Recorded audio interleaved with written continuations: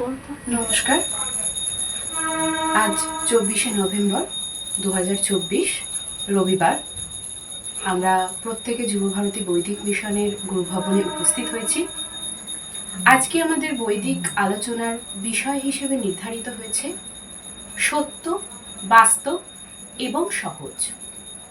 এই মহামূল্যবান আলোচনায় আমাদের যুবভারতী বৈদিক মিশনের কর্ণধার, আমাদের প্রাণপুরুষ স্বামী কৃষ্ণানন্দ মহারাজ তার মহামূল্যবান বাণী আমাদের প্রত্যেকের সম্মুখে আর কিছুক্ষণের মধ্যেই উপস্থাপন করতে চলেছেন। এই মহামূল্যবান আলোচনায় শোনার জন্য সকলকে আহ্বান জানাচ্ছি। আপনারা এই মহামূল্যবান অমূল্য মুখনিসৃত বাণী শ্রবণ করুন এবং যদি কোনো প্রশ্ন থাকে বৈদিক আলোচনা সম্পর্কিত অবশ্যই আমাদের করুন। আমরা সহজে সেই প্রশ্নের উত্তর দেওয়ার চেষ্টা করব। নমস্কার। হরি ওম।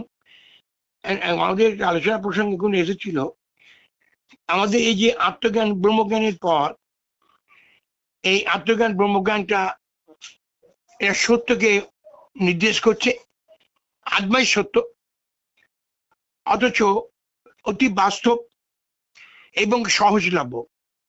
প্রতি মুহূর্তে প্রতিক্ষণ আমরা এই আত্মাকে নিয়ে আছি, এটাকে প্রতি মুহূর্তে প্রতিক্ষণ অনুভব করা যায়, উপলব্ধি করা যায়। সেই জন্য আমাদের কাছে সহজলভ্য। হ্যাঁ, তুমি আছো বলে আমার এই উপস্থিতি, আমার এই অনুভব, আমার এই যা কিছু আবেদন নিবেদন সবই হচ্ছে তুমি আছো বলে, দেহের মধ্যে তুমি আছো বলে, দেহী রূপে। তাহলে তুমি সত্য, তুমি সহজলভ্য এবং বাস্তব। তুমি যতক্ষণ এই দেহের মধ্যে আছো ততক্ষণ এই দেহটা বাস্তব, তোমাকে অস্বীকার করা যাচ্ছে না। এই বিষয়ে রাজা রামমোহন রায় দীর্ঘদিন ধরে বহুত অসংখ্য বই ঘেটে আলোচনা করে, পর্যালোচনা করে এটাকে তিনি হৃদয়ঙ্গম করেছিলেন যে আগামী প্রজন্ম এই সত্যকে যেন তারা অনুভব করে, উপলব্ধি করে, বুঝতে পারে। কাল্পনিক বস্তুর নির্বিষয় নয় বা বানানো গল্প নয়, বাস্তব সত্য যে আমাদের হৃদয়ের মধ্যে আছেন তার উপস্থিতিকে অনুভব করা। সেই জন্য বলা হয়েছিল আত্ম উপলব্ধি শ্রেষ্ঠ সাধন। আত্মাকে দর্শন করতে হবে, আত্মার উপস্থিতিকে অনুভব করতে হবে। এই আত্মদর্শনের মধ্য দিয়ে, আত্ম উপলব্ধির মধ্য দিয়ে আত্মজ্ঞান ব্রহ্মজ্ঞান হয়। অসংখ্য বই পড়লে হয় না, এটা অনুভবের ব্যাপার। সেই জন্য বলা হয়েছিল ইয়ে বলনে কা চিজ नहीं है, यह অনুভব কা মামলা है। এটা বাস্তব, একটা অনুভব করা যায়। কেউ একটা আছে, তুমি আছো এই দেহের মধ্যে, দেহী রূপে। তাই গীতায় বললেন যারা এই আত্মজ্ঞান ব্রহ্মজ্ঞানের দিকে যায় তারা স্বধর্মে থাকে। আত্মধর্মকে স্বধর্ম বলে, এইটাই সনাতন ধর্ম। একে বাদ দিয়ে যে বানানো গল্প নিয়ে মেতে আছে আমরা, এটা পরধর্ম। স্বধর্ম নিদানাংশ, পরধর্ম ভয়াবহ।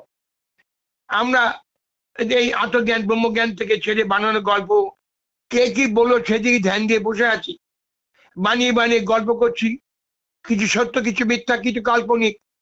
এটা কখনোই আমাদের জীবনকে সার্থক করতে পারে না এবং মোক্ষ লাভ দিতে পারে না। জগৎগুরু শঙ্করাচার্য বলছেন ব্রহ্ম আত্মা একাত্ম বোধে না, মোক্ষ সিদ্ধান্তি না অন্যথা। আত্মাই ব্রহ্ম, ব্রহ্ম আত্মা এক, এই বোধেই মোক্ষ লাভ হয়। একদম বাস্তব কথা। হ্যাঁ, তুমি আমার হৃদয়ের মধ্যে, তুমি আত্মা, আত্মাই ব্রহ্ম। তুমি আছো বলে আমি ব্রহ্মের উপস্থিতিকে অনুভব করছি। এটা ব্রহ্মস্থিত অবস্থা বলে। আত্মজ্ঞানের মধ্য দিয়ে, আত্ম উপলব্ধির মধ্য দিয়ে এগুলো হয়। এটা অন্তর্জগতের ব্যাপার। বাইরের জগতে তাকালে আমি তো নিজের তত্ত্ব থেকে বাইরে চলে যাচ্ছি, এটা তো বিষাদগ্রস্ত হব। সেই জন্য বলা হলো পরধর্ম ভয়াবহ, স্বধর্ম নিদানাংশ, পরধর্ম ভয়াবহ। আত্মধর্মই সাধন, এর আগে বলেছি। এই জন্য আত্মধর্মেতেই আমরা আছি। দীক্ষা মানে আত্মজ্ঞান ব্রহ্মজ্ঞান, নিজেকে জানাই হচ্ছে দীক্ষা। আমার আমিকে জানলাম, তুমি আছো বলে আমার আমিকে জানতে পারলাম। আমি আর তুমি, তুমি আমি এক। এটা আমার দেহ আর আমি আলাদা, এইভাবে অনুভব করা যায়, উপলব্ধি করা যায়। তাই গীতায় বললেন, আমি তোমার হৃদয়ের মধ্যে আছি, আই এম আত্মা সর্ব হৃদয়, আই এম আত্মা গুড়া কেশ সর্ব, আমি সকল হৃদয়ের মধ্যে আত্মরূপে আমি আছি। সেই জন্য আমার উপস্থিতিকে তোমরা অনুভব করো, উপলব্ধি করো। সেই জন্য প্রতিজ্ঞানী নামে ভক্ত প্রণশ্যতি, প্রতিজ্ঞা করে বলছে আমার ভক্তরা বিনাশ প্রাপ্ত হয়। গীতার বাণী, এটাই সনাতন ধর্ম, আত্মধর্ম। যত বেশি এই সনাতন ধর্মের দিকে যাব, তত আমরা আত্মিক আনন্দ পাবো, শান্তি পাবো, আত্মনির্ভর হব। আত্মনির্ভর হতে তো স্বয়ম্ভু ভাব আসবে, স্বাবলম্বী ভাব আসবে, তত আমাদের মধ্যে দৃঢ়তা আসবে, শান্তি আসবে। এটাই একাত্ম বোধ হয়ে যাওয়া। একাত্ম বোধে আনন্দ আসে, প্রেম আসে। আর বিভেদে কখনো প্রেম আসতে পারে না, যেটা বর্তমান যুগে চলেছে। বিভেদের মধ্যে দিয়ে চলছে, কিন্তু আমরা অভেদ তত্ত্বে আসতে চাই। বিভেদে চলছে, এরকম নিয়ম নিষ্ঠা ভিন্ন ভিন্ন ধর্মের মধ্যে চলছে, এতে বিভেদ তৈরি হবে। সত্যকে ধরলে আর বিভেদ থাকে না। সত্য একটাই, মিথ্যা বহু হয়, এটাকে মেনে নিতে হবে। তাই বেদ বলছেন সত্য মেব জয়তে, সত্যেরই জয় হবে, একদিন না একদিন এই সত্যের জয় হয়। তো আমরা এই সত্য থেকে যেন বিচ্যুত না হই। গুরু বামনের ছেলে মেয়েদের বা বৈদিক মিশনের সকলকে এই আমাদের আবেদন, যে সত্য থেকে যেন বিচ্যুত না হই। যারা আগ্রহী তারাও যেন এই পথে আসতে পারেন, যারা যথার্থ জিজ্ঞাসু আত্মপ্রেমিক তাদের জন্য এই বৈদিক মিশন, তাদের জন্য অবাধিত দ্বার। সেজন্য বলা আছে তোমরা সবসময় আমাদের কাছে, দে মে কাম অলওয়েজ, তোমরা সবসময় আমাদের কাছে আসতে পারো, যেহেতু তোমরা ব্রহ্মবিদ ব্রহ্মজ্ঞানী এবং সেই তত্ত্বে আগ্রহী জানবার জন্য।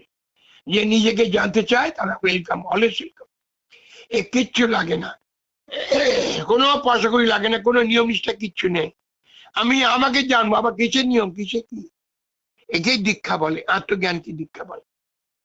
সে পরিশেষে বলতে হয়, সর্বধর্মান পরিত্যাজ্য মামেকং শরণং ব্রজ, আহং তাহং সর্ব পাপে বা মোক্ষয়িষ্যামি মা শুচ।